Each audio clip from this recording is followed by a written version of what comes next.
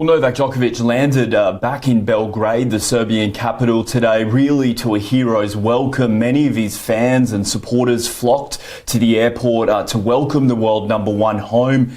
Crowds holding signs saying things like, "We love you, Novak." And in many ways, it brings this 10-day saga to an end after Novak Djokovic originally flew to Australia for the Australian Open under a medical exemption because he wasn't vaccinated against COVID-19. But then he got ensnared in all sorts of bureaucracy and questions over the information in his original application. It all, of course, culminated in the Australian Immigration Minister cancelling his visa.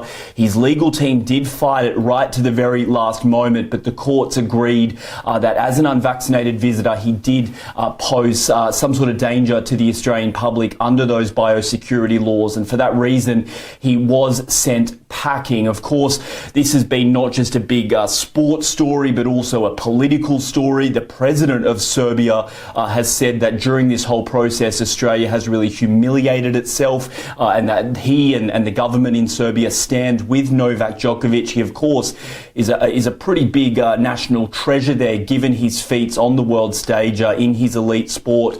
But if he thinks that this is all over entirely, he may be surprised because, of course, one of the next Grand Slams coming up will be the French Open in May. And just today, the French Parliament has passed new laws which will mean you have to be vaccinated in order to go to sports venues.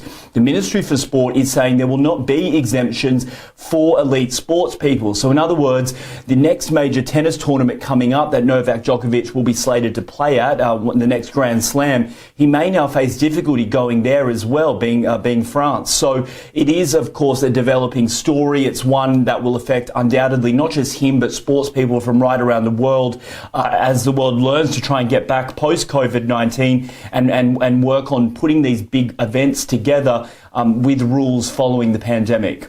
Trent Murray, SABC News, Berlin.